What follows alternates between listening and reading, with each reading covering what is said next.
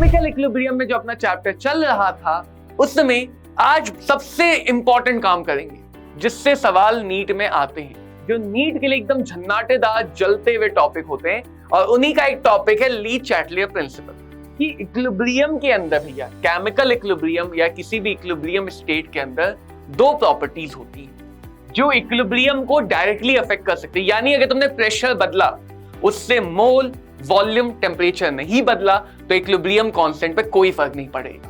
और एक बात देखो, पहले मैं ये सजेस्ट करूंगा कि बच्चों ये लिखो, तुम लोग भी हर बार जो तुम प्रॉपर्टी यूज करने जा रहे हो ली चैटलियर प्रिंसिपल में वो लिख लो साइड में, कंफ्यूजन खत्म होगा। 5-6 के बाद वो अपने आप दिमाग में नेचुरली आ जाएगा। एक्सोथर्मिक रिएक्शन है तो इक्विलिब्रियम कांस्टेंट बढ़ेगा, एंडोथर्मिक रिएक्शन है तो इक्विलिब्रियम कांस्टेंट घटेगा। तो यहाँ पे हमने 2-3 बातें समझी कि बेस नहीं मिलाना है, OH माइनस मिलाएंगे तो रिएक्शन पीछे जाएगी। OH माइनस को हटाने के लिए एसिड मिला सकते हो, कोई ऐसा एसिड मत मिलाओ जो अपनी मैक्सिमम ऑक्सीडेशन नंबर में ना हो, यानी जिसको तुम ऑक्सीडाइज कर सको, ऐसा कोई एसिड मत मिलाओ वरना वो हमारे मेन चीज से रिएक्ट कर जाएगा। हेलो चैंपियंस, क्या हाल चाल है? तो बच्चों आज स्वागत है आपका एक शॉर्ट सीरीज में जहां पे हम लोग केमिकल इक्विलिब्रियम में जो अपना चैप्टर चल रहा था उसमें आज सबसे इंपॉर्टेंट काम करेंगे जिससे सवाल नीट में आते हैं। इस सीरीज में हम लोग हमेशा से वही काम करते आए हैं जो नीट के लिए एकदम झन्नाटेदार जलते हुए टॉपिक होते हैं, और उन्हीं का एक टॉपिक है ली चैटलियर प्रिंसिपल। अब देखो, मैं बहुत बार ये बोलता हूं, जो बच्चे पढ़ते हैं मुझसे जानते हैं, मैं बहुत बार ये बोलता हूं कि बच्चों तुम चाहे इस टॉपिक के 10 पेज पढ़ लो, आखिरी में 4 से 5 पॉइंट ऐसे बताए जा सकते हैं जिससे नीट के सारे सवाल हल हो जाएंगे। कोई भी टॉपिक ले लो, physical chemistry, inorganic chemistry, organic chemistry का कोई भी टॉपिक ले लो, हमेशा एक पेज में वो टॉपिक के रिलेटेड सारे ऐसे पॉइंट लिखे जा सकते हैं जिससे नीट लेवल के सारे क्वेश्चन 100% सॉल्व हो जाएंगे।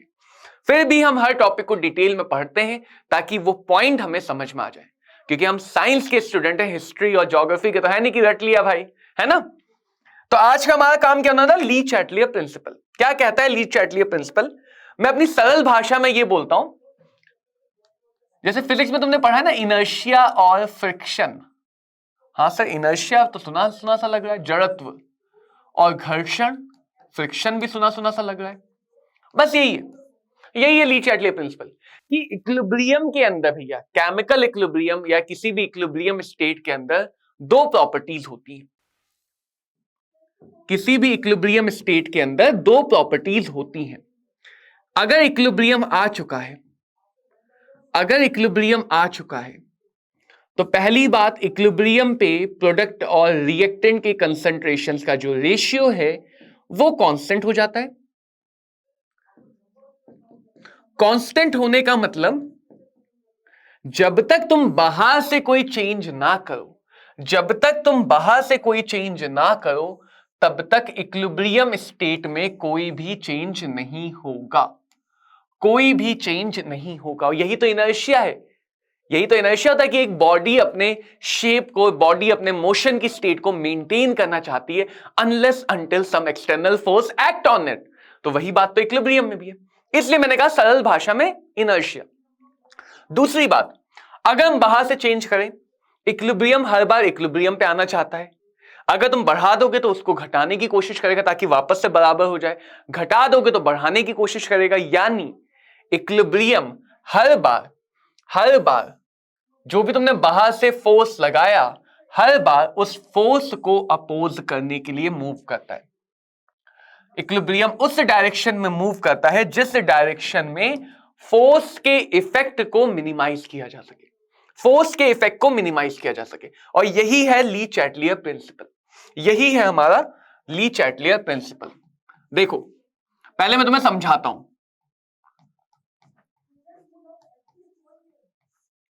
मान ले कि रिएक्शन ये है, बाकी सब गैस, ए सॉलिड, बाकी सब गैस, ए सॉलिड, बाकी सब गैस और ए सॉलिड। तो हमें पता है, अगर मैं यहां पे केसी या केपी जो भी लिखना चाहो, इक्विलिब्रियम आ चुका है तो केसी और क्यूसी भैया बराबर होते हैं, है ना। जब इक्विलिब्रियम आ चुका है तो केसी और क्यूसी भैया हमारे बराबर होते हैं। सही बात है, हाँ ये बात तो सही है। अब QC कैसे लिखा जाता है?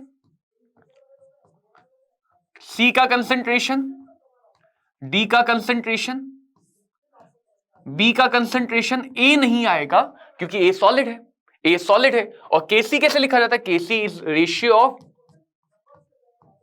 Rate constant of forward divided by rate constant of backward. KC rate constant का रेशियो है, इक्विलिब्रियम पे दोनों बराबर होते हैं। हम इक्विलिब्रियम आने के बाद की बात समझ रहे हैं अब ली-चैटले प्रिंसिपल में। QC को देखो मैं क्या क्या लिख सकता हूं, C का मोल, कंसेंट्रेशन को मोल बाय वॉल्यूम, कंसेंट्रेशन को मोल बाय वॉल्यूम, तो B वाले वॉल्यूम टर्म ऊपर, वॉल्यूम टोटल तो सबकी सेम ही होगी। C की वजह से जो वॉल्यूम आई वो नीचे, D की वजह से जो वॉल्यूम आई वो भी नीचे। तो QC जरा देखो ध्यान से क्या आएगा, मोल आ गए किनके? गैसियस चीजों के, सॉलिड के नहीं। किसका मोल आ गया? गैस वाली चीजों का। तो सॉलिड के मोल से भी फर्क नहीं पड़ेगा। और इधर देखा जाए तो बन गया V to the power delta NG। Delta NG क्या है? प्रोडक्ट साइड के gaseous mole minus reactant side के गैसियस मोल। प्रोडक्ट साइड के gaseous mole minus reactant side के गैसियस मोल। अब थोड़ा बात समझो, ली-चैटले प्रिंसिपल में इक्विलिब्रियम आ चुका है। इक्विलिब्रियम डिस्टर्ब कब होगा? जब ये डिस्टर्ब होगा। इक्वल टू का साइन इक्विलिब्रियम का साइन है। तो इक्विलिब्रियम कब डिस्टर्ब होगा? जब या तो KC बदल जाए या QC। KC को कौन बदल सकता है? टेम्परेचर। QC को कौन बदल सकता है? मोल।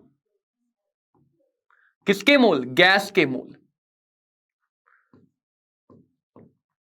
या एक्वस चीजों के मोल। और QC को और कौन बदल सकता है? मोल के टर्म आ रहे हैं और वॉल्यूम टर्म आ रहे हैं। सिर्फ यही 3 पैरामीटर हैं,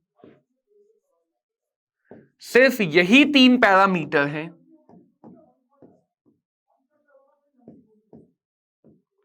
जो इक्विलिब्रियम को डायरेक्टली अफेक्ट कर सकते हैं, जो इक्विलिब्रियम को डायरेक्टली अफेक्ट कर सकते हैं। यानी अगर तुमने प्रेशर बदला, उससे मोल, वॉल्यूम, टेम्परेचर नहीं बदला, तो इक्विलिब्रियम कांस्टेंट पे कोई फर्क नहीं पड़ेगा।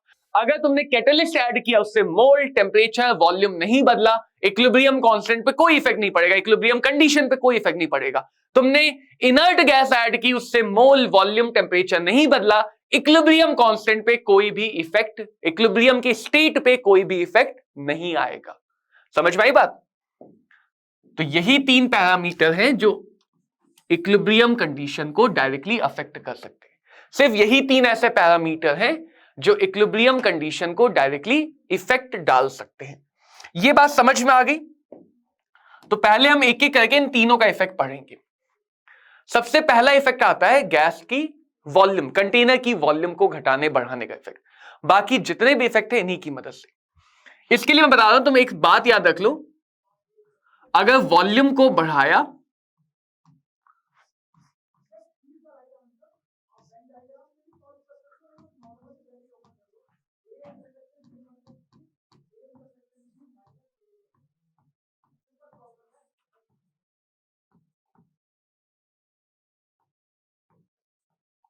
तो ये बात याद रख लो, वॉल्यूम ज्यादा,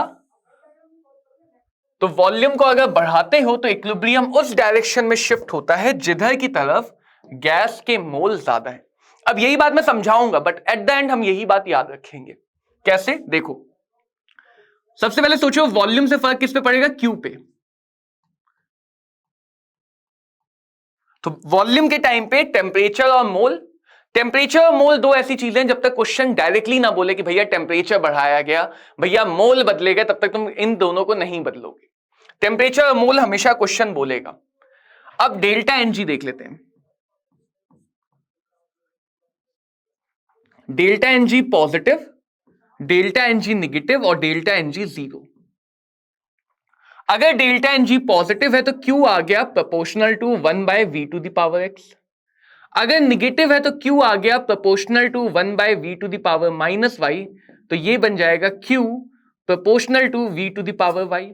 और अगर जीरो है तो क्यू और वॉल्यूम में कोई डिपेंडेंसी रहेगी नहीं। v⁻0 जीरो होगा तो टर्म ही गायब हो जाएगा।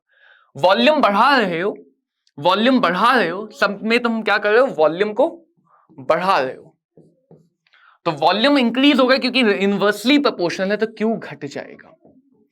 क्यू घटेगा तो के और क्यू पहले बराबर थे, पहले बराबर थे, क्यू घट गया, क्यू घट गया तो के से कम हो गया। अब क्यू को बढ़ाना चाहेगा, रिएक्शन क्यू को बढ़ाना चाहेगा, रिएक्शन हमेशा क्यू को बदलेगा।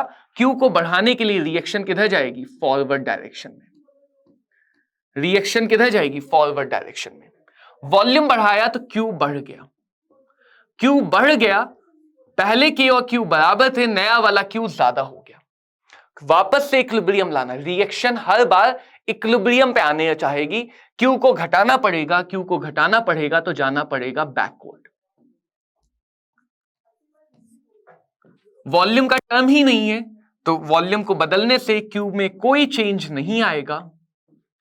अगर क्यू में कोई चेंज नहीं आया तो इक्विलिब्रियम पे भी कोई चेंज नहीं आएगा। तो देखो यही जो तीन हमने केस एनालाइज किए, उसी को मैंने ऊपर एक लाइन में लिख दिया तुम्हारे लिए। कैसे, पॉजिटिव मतलब प्रोडक्ट साइड के मोल ज्यादा तो प्रोडक्ट की तरफ भागेगी, प्रोडक्ट साइड के मोल ज्यादा तो वॉल्यूम बढ़ाने पे प्रोडक्ट की तरफ। नेगेटिव का मतलब रिएक्टेंट साइड के मोल ज्यादा तो रिएक्टेंट की तरफ। तो इन, और जीरो का मतलब दोनों साइड के मोल बराबर तो कहीं नहीं जाएगी। तो इन्हीं तीनों बातों का एक लाइन में बना लिया है कि भैया जब भी हम किसी रिएक्शन में वॉल्यूम को बढ़ाते हैं, रिएक्शन उस डायरेक्शन में जाएगी जिधर गैस के मोल ज्यादा हो, गैस के मोल ज्यादा हो। दूसरा, टेम्परेचर किसको बदलेगा, के को। टेम्परेचर के अलावा कोई भी रिएक्शन, प्रेशर, वॉल्यूम, कैटलिस्ट, मोल, कोई भी के को नहीं बदलेगा। के को कौन बदलेगा, टेम्परेचर। तो इसके लिए एक फॉर्मूला सिखाया था तुम्हें पहले भी। टेम्परेचर को अगर बढ़ाते हो तो रिएक्शन का टाइप देखना पड़ेगा, एंडोथर्मिक और एक्सोथर्मिक। एंडोथर्मिक में के बढ़ेगा जिसको एनर्जी चाहिए, एक्सो में के घटेगा। के बढ़ेगा तो के जो नया वाला है वो क्यू के बराबर हो जाएगा, के घटेगा तो नया वाला के क्यू से छोटा हो जाएगा, पहले में बड़ा दूसरे में छोटा हो जाएगा। अब सोचो, के रिएक्शन नहीं बदल सकती, रिएक्शन के हाथ में टेम्परेचर को बदलना नहीं, रिएक्शन के हाथ में क्यू को बदलना है। तो रिएक्शन चाहेगी ये क्यू बढ़ जाए, रिएक्शन क्यू को बढ़ाना चाहेगी, और क्यू को बढ़ाने के लिए रिएक्शन को जाना पड़ेगा आगे की डायरेक्शन में, प्रोडक्ट डायरेक्शन में। और यहां पे क्यू घटाना चाहेगी, क्यू को घटाने के लिए रिएक्शन को जाना पड़ेगा बैकवर्ड डायरेक्शन में। किधर जाना पड़ेगा, बैकवर्ड डायरेक्शन में। इसके लिए भी एक लाइन है, इसके लिए भी एक लाइन है। अगर हम टेम्परेचर को बढ़ाते हैं, रिएक्शन उस डायरेक्शन में जाती है जिस डायरेक्शन में हीट एब्जॉर्ब होती। सोच के देखो लॉजिकली, जिस डायरेक्शन में हीट क्या होगी, एब्जॉर्ब होगी। क्योंकि टेम्परेचर बढ़ा के तुम हीट दे रहे हो, तो हीट एब्जॉर्प्शन वाली डायरेक्शन को हेल्प मिल जाएगी, हीट एब्जॉर्प्शन में हेल्प मिल जाएगी। तो अगर एंडोथर्मिक है तो फॉरवर्ड, एक्सो का मतलब हीट इवॉल्व हो रही है तो बैकवर्ड आ जाएगी, क्योंकि इवॉल्व हो रही है तो उसका उल्टा हो जाएगा। तो एक्सोथर्मिक में फॉरवर्ड, एंडोथर्मिक में, एक्सोथर्मिक में बैकवर्ड, एंडोथर्मिक में फॉरवर्ड। ये हुआ इफेक्ट टेम्परेचर का। मोल का बहुत सिंपल सा इफेक्ट है, मोल का इफेक्ट बहुत सिंपल का है। अगर तुम रिएक्टेंट के मोल को बढ़ाओगे तो रिएक्शन घटाना चाहेगी, प्रोडक्ट के मोल को बढ़ाओगे तो रिएक्शन घटाना चाहेगी। तो अगर इसको बढ़ाओगे तो घटाने के लिए फॉरवर्ड जाना पड़ेगा, प्रोडक्ट को बढ़ाओगे तो उसको घटाने के लिए बैकवर्ड आना पड़ेगा। तो मोल का इफेक्ट बहुत सिंपल सा है कि मोल जैसा भी हो रहा है, अपोज बात सोचो। मोल बढ़ रहे हैं तो रिएक्शन घटाने की कोशिश करेगी, मोल घट रहे हैं तो रिएक्शन बढ़ाने की कोशिश करेगी। लेकिन जो इंपॉर्टेंट बात है कि अगर कोई सॉलिड चीज है तो उनका कोई भी इफेक्ट नहीं आएगा। क्यों नहीं आएगा, फिर से हमेशा ये जो पहली लाइन है ना, ये इंपॉर्टेंट है। सॉलिड के मोल यहां पे आ ही नहीं रहे, तो अगर कल को मैं सॉलिड के मोल बढ़ा दूं तो रिएक्शन को कोई फर्क ही नहीं पड़ेगा, कंसंट्रेशन कांस्टेंट, रिएक्शन को फर्क ही नहीं पड़ेगा। सॉलिड के मोल बढ़ाऊं घटाऊं, रिएक्शन कहेगी तुम अपना काम करो, हम चिल हैं, हम अपना भैया चिल हैं। जैसे हम तुम्हें चीख चीख के पढ़ाए, लेकिन कुछ बच्चे होते हैं जिनको फर्क ही नहीं पड़ता है ना? वही हाल है रिएक्शन का भी। प्रेशर का, प्रेशर बढ़ाने से गैस की वॉल्यूम घटेगी। देखो तीन ही थे जो डायरेक्ट थे, वो समझ लिए, तीन डायरेक्ट थे, बहुत सिंपल सा बात था, समझ लिए। वॉल्यूम बढ़ाते हैं ज्यादा मोल की तरफ, वॉल्यूम घटाएंगे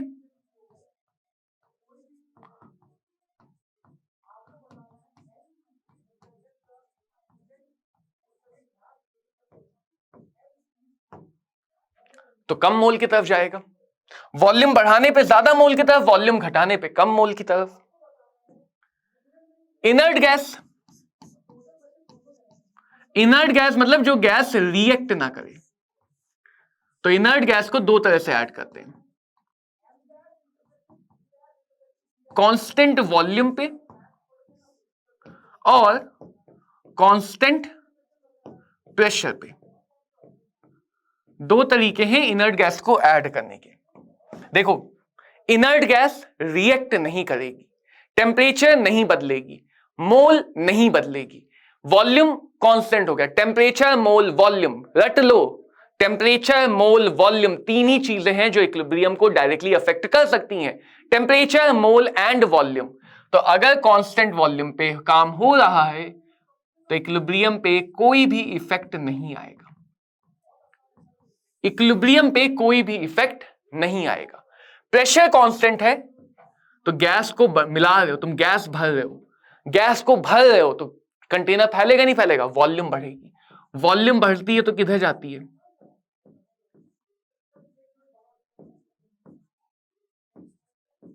जिधर गैस के मोल ज्यादा है। तो ओवरऑल क्या हो गया, ली चैटलियर प्रिंसिपल में अगर मोल का इफेक्ट समझना है, अगर अमाउंट का इफेक्ट समझना है तो अपोज से सोचो, उल्टा कर देना है, बढ़ना है तो घटना, घटना है तो बढ़ना। टेम्परेचर का इफेक्ट समझना है तो एक्सो एंडोथर्मिक, रटना नहीं इसमें कुछ भी। टेम्परेचर का इफेक्ट समझना है तो एक्सो एंडोथर्मिक नीचे। बाकी किसी भी चीज का इफेक्ट समझना है, वॉल्यूम का, प्रेशर का, इनर्ट गैस का, सबको हम गैस कंपेयर करके समझते हैं, दोनों साइड में किसमें किधर ज्यादा गैस है। एक और समझ लेते हैं कैटलिस्ट का क्या इफेक्ट होता है। तो कैटलिस्ट रिएक्शन की स्पीड को बदलता है, दोनों डायरेक्शन को बदलता है, केएफ और केबी पे। इक्विलिब्रियम पे इफेक्ट नहीं डालता है। कैटलिस्ट की वजह से बस इतना होगा कि इक्विलिब्रियम, अगर कैटलिस्ट स्पीड बढ़ा रहा है इक्विलिब्रियम जल्दी आ जाएगा, घटा रहा है देर से आएगा, लेकिन इक्विलिब्रियम पे इफेक्ट कोई भी नहीं डालता है कैटलिस्ट, क्योंकि कैटलिस्ट फॉरवर्ड बैकवर्ड को बदलेगा, के को नहीं बदलेगा, मोल को नहीं बदलेगा, वॉल्यूम को नहीं बदलेगा। मोल, वॉल्यूम, टेम्परेचर तीन ही चीजें हैं जो इक्विलिब्रियम कंडीशन पे डायरेक्टली इफेक्ट डालती हैं। समझ में आई बात? क्लियर है सबको? मोल, टेम्परेचर एंड वॉल्यूम। अगर ही समझ में आ गया तो चलो मैं तुम्हें एक पहले छोटा सा क्वेश्चन दिखाता हूं, समझना समझना। कंसीडर द फॉलोइंग इक्विलिब्रियम, ठीक है भैया, टेम्परेचर फिक्स है, ठीक है, volume of the reaction container is half, volume decrease कर दी। वॉल्यूम, मोल, टेम्परेचर तीन ही चीजें डायरेक्टली इफेक्ट डालती हैं, वॉल्यूम, अमाउंट और टेम्परेचर। वॉल्यूम डिक्रीज हुआ तुरंत तुम्हारे दिमाग में चाहिए, वॉल्यूम बढ़ाने पे ज्यादा मोल की तरफ, घटाने पे कम मोल की तरफ। वॉल्यूम बढ़ाने पे ज्यादा मोल की तरफ, घटाने पे कम मोल की तरफ। देखो बेटा, चीजें समझना एक बात होती है और चीजों को दिमाग में बैठाना एक अलग ही बात होती है। अगर तुम्हारे दिमाग में चीजें बैठी नहीं तो तुम क्वेश्चन में गड़बड़ा जाओगे। तो चीजों को रिवाइज करना है, इतनी बार पढ़ना है कि वो तुम्हारे दिमाग में बैठ जाए। रिएक्शन किधर जाएगी? बैकवर्ड।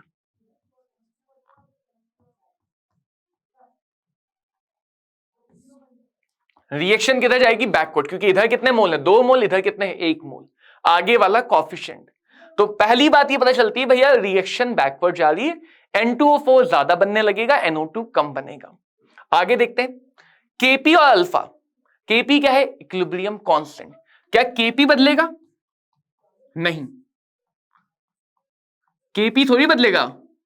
Kp तो सिर्फ इक्विलिब्रियम कांस्टेंट तो तभी बदल सकता है जब टेम्परेचर बदले, तो Kp तो चेंज नहीं होगा, Kp की वैल्यू तो चेंज नहीं होगी, Kp की वैल्यू चेंज नहीं होगी।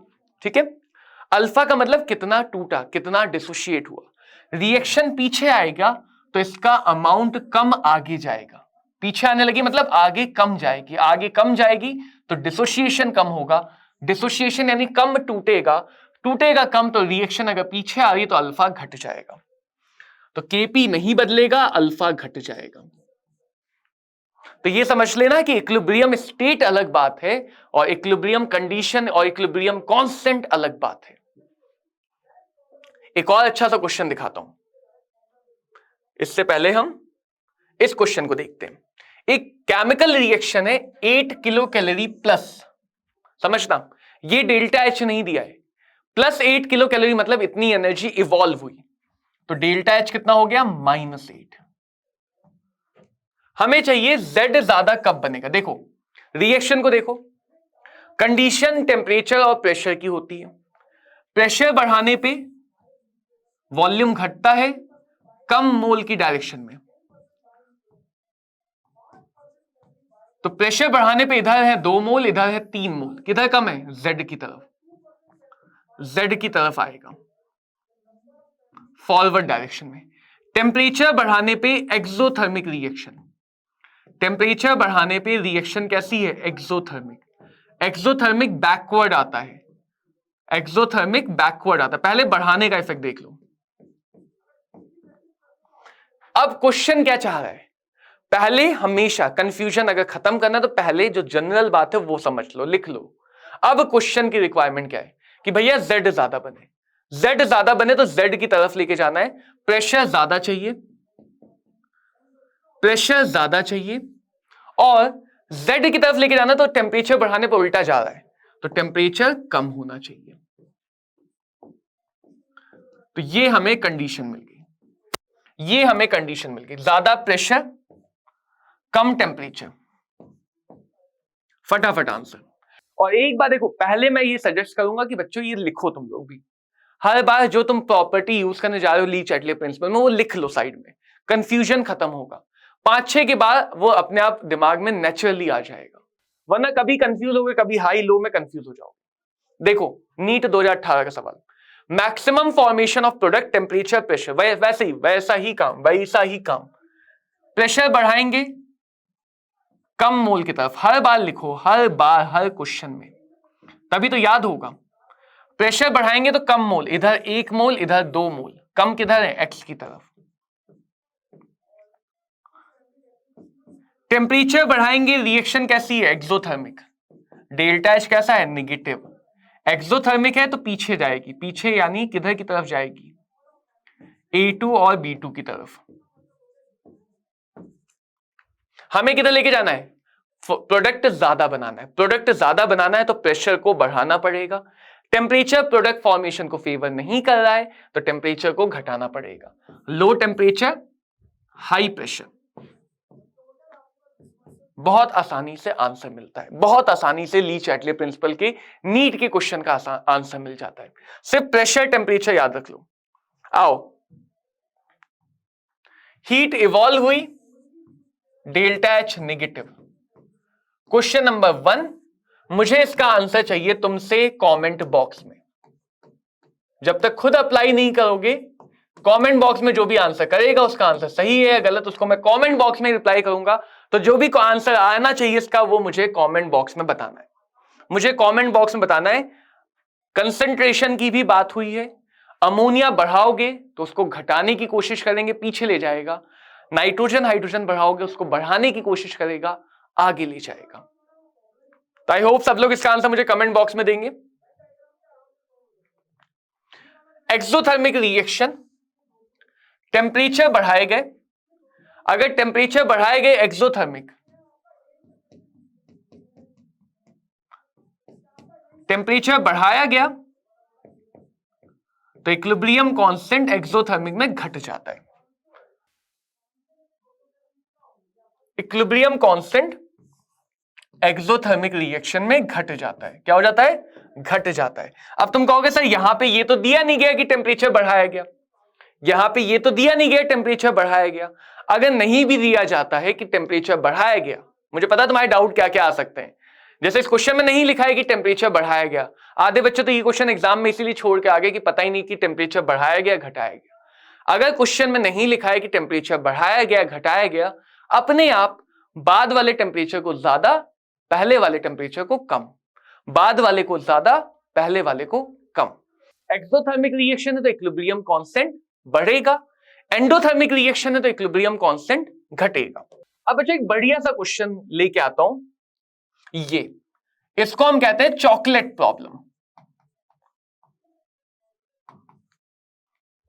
ये तुम्हारी चॉकलेट प्रॉब्लम है।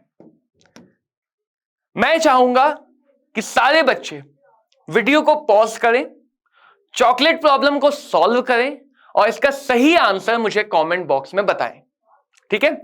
ऑनेस्टली, ईमानदारी से, क्योंकि मैं चाहता नहीं कि इस क्वेश्चन को मैं छोड़ के जाऊं, वरना तुम्हें समझाना पड़ेगा और समझ में शायद ना आ पाए। इसलिए मैं चाहता हूं कि सारे बच्चे पहले इसको सॉल्व करें, सॉल्व करने के बाद मुझे आंसर कमेंट बॉक्स में बताएं और फिर वीडियो को रिज्यूम करके खुद चेक करें कि आंसर सही है या नहीं है।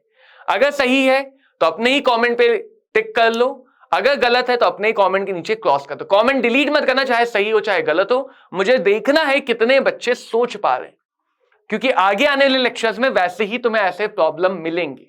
ये प्रॉब्लम नीट एग्जाम की है। ऐसा मत कहना कभी भी कि सर नीट एग्जाम में आसान सवाल आते हैं, कुछ अच्छे लेवल के क्वेश्चन आते हैं। ये प्रॉब्लम नीट एग्जाम की है। यही same question DNF block chapter में रटवाया जाता है। ये क्वेश्चन डीएनएफ ब्लॉक एलिमेंट्स का है, बट बेस्ड है इक्विलिब्रियम पे। क्वेश्चन टफ कब बनता है? जब उसमें एक से ज्यादा कॉन्सेप्ट इस्तेमाल होते हैं। क्वेश्चन टफ कब बनता है? जब एक से ज्यादा कॉन्सेप्ट इस्तेमाल होते हैं। पहले देख लेते हैं क्या कह रहे हैं। फालतू की कहानी, ये डीएनएफ ब्लॉक की कहानी है। जब डीएनएफ ब्लॉक पढ़ लोगे, अगर पढ़ चुके तो पता है, नहीं पढ़ चुके तो नहीं पता है। एक और चीज सीखो, जड़ी नहीं है क्वेश्चन की पहली लाइन तुमने पढ़ी हो, लेकिन फिर भी क्वेश्चन सॉल्व हो सकता है। ये कुछ लिखा है, मुझे दिखाई नहीं दे रहा क्या लिखा है। ये लिखा है reaction can go to completion by removing OH minus ion by adding. Reaction को आगे ले जा सकते हैं, कंप्लीट करा सकते हैं OH माइनस हटा के। क्या ये बात सही है? हाँ, ये बात सही है। OH माइनस हटाएंगे, OH माइनस अगर हटाएंगे तो वो OH माइनस घटेगा। इक्विलिब्रियम को बात पसंद नहीं आएगी, उसको बढ़ाने के लिए इक्विलिब्रियम आगे जाएगा। फिर तुम OH माइनस घटाओगे, इक्विलिब्रियम फिर आगे जाएगा। तो इक्विलिब्रियम कंडीशन अपने आप आगे जाती रहेगी। बस तुम्हें इस क्वेश्चन को सॉल्व करने के लिए पता क्या होना चाहिए? MnO4 माइनस एक ऑक्सीडाइजिंग एजेंट है। अब देखो, OH माइनस हटाना है, पानी के अंदर चुन चुन के तो निकालोगे नहीं, पानी के अंदर से OH माइनस को चुन चुन के तो नहीं निकालोगे। तो इसको हटाने के लिए तुम क्या मिलाओगे? H प्लस OH माइनस को न्यूट्रलाइज करके बना सकता है water. H plus OH minus को न्यूट्रलाइज करके बना सकता है वाटर। तो तुम्हें कुछ एसिडिक मिलाना है, तुम्हें कुछ एसिडिक मिलाना है। ये नहीं मिला सकते हो, KOH नहीं मिला सकते हो। एक तो ये पता चला। अब कार्बन +4 सल्फर +4 क्लोरीन -1, इन दोनों को ऑक्सीडाइज किया जा सकता है। अपनी मैक्सिमम ऑक्सीडेशन नंबर में नहीं है तो इन दोनों को ऑक्सीडाइज किया जा सकता है, इसको ऑक्सीडाइज नहीं किया जा सकता है। सोचो, अगर मैंने HCl मिलाया, तो HCl OH माइनस को तो खत्म करेगा, लेकिन वो इससे भी तो रिएक्ट कर जाएगा, जो हमें बनाना है उससे भी तो रिएक्ट कर जाएगा। तो जिस चीज को हम बनाना चाह रहे हैं वो कम हो जाएगा, वो कम बनेगा। तो हम कोई भी ऐसा एसिड क्यों मिलाएं भाई जो उससे रिएक्ट कर सकता है? हमें कैसे पता रिएक्ट कर सकता है? क्योंकि मैक्सिमम ऑक्सीडेशन नंबर हो तो ऑक्सीडाइज नहीं हो सकता है, वरना हो सकता है। कोई भी बात याद रखने वाली नहीं, यहां पे रट्टा मारने वाली कोई बात नहीं, सब समझने वाली है। तो इन दोनों एसिड को मिलाना हमारे लिए फायदेमंद नहीं होगा। बचा क्या? एक ही ऑप्शन बचा, कार्बन डाइऑक्साइड। एक ही ऑप्शन बचा, कार्बन डाइऑक्साइड।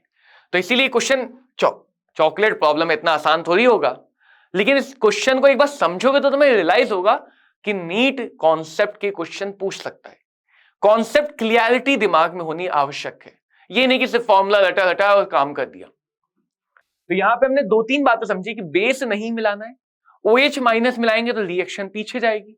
OH माइनस को हटाने के लिए एसिड मिला सकते हो। कोई ऐसा एसिड मत मिलाओ जो अपनी मैक्सिमम ऑक्सीडेशन नंबर में ना हो, यानी जिसको तुम ऑक्सीडाइज कर सको, ऐसा कोई एसिड मत मिलाओ, वरना वो हमारे मेन चीज से रिएक्ट कर जाएगा, मेन चीज से रिएक्ट कर जाएगा। बढ़िया क्वेश्चन, बढ़िया question. Delta H positive, delta H positive, BaO2 मिलाता हूं। ये मत सोचना कि BaO2 मिलाएंगे तो सर ये तो बढ़ेगा, ये बढ़ेगा तो इक्विलिब्रियम घटाएगा तो पीछे आएगा, ना ना ना। BaO2 सॉलिड है, सॉलिड को मिलाने से कोई भी इफेक्ट नहीं होता है, क्योंकि सॉलिड Kc या Qc के एक्सप्रेशन में नहीं आता है। सॉलिड Kc या Qc के एक्सप्रेशन में नहीं आता है, सॉलिड मिलाने से इफेक्ट भी नहीं होगा। Barium oxide solid,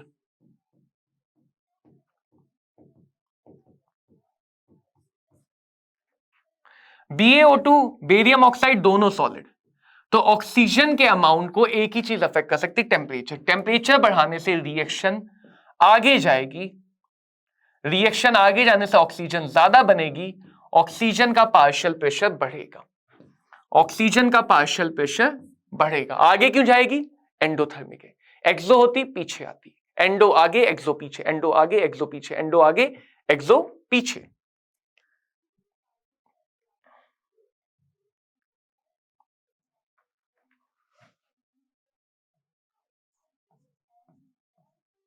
this is again chocolate problem, this is question number 2।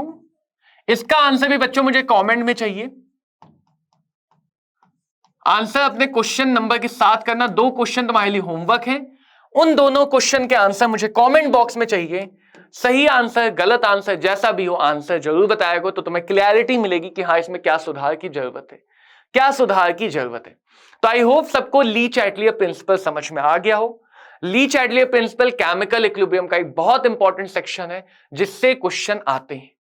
Chemical equilibrium में ली चैटलियर से क्वेश्चन आते हैं और बहुत सारी जगह इसका एप्लीकेशन यूज होता है और आगे वाले चैप्टर को समझने में। ऐसे ही एक और बहुत बढ़िया से टॉपिक के साथ हम लोग अगले लेक्चर में मिलेंगे। मन लगा के बच्चों पढ़ाई करते रहो, बहुत अच्छे से मेहनत करो, मेहनत का कोई सब्स्टिट्यूट नहीं है। सिर्फ वही इंसान सक्सेसफुल हो सकता है जो सब कुछ त्याग के सिर्फ मेहनत करे। जितना जोश और जुनून जिन्होंने ड्रॉप लिया खासकर से उनके लिए, जितना जोश और जुनून तुमने पहली क्लास में दिखाया था, कहीं से भी पढ़ लो पहली क्लास में, वही सेम जोश और जुनून आज की क्लास में, वही सेम जोश और जुनून आगे आने वाली क्लास में होना चाहिए। बीच में लड़खड़ाना नहीं है, बीच में गिरना नहीं है। बहुत से लोग आएंगे जो तुम्हें पीछे खींचना चाहेंगे, पीछे नहीं होना है, डट के अड़े रहना है कि भाई हम तो व्हाइट एप्रन हासिल करके रहेंगे। मिलते हैं बच्चों अगले सेशन में। Thank you very much, have a great day.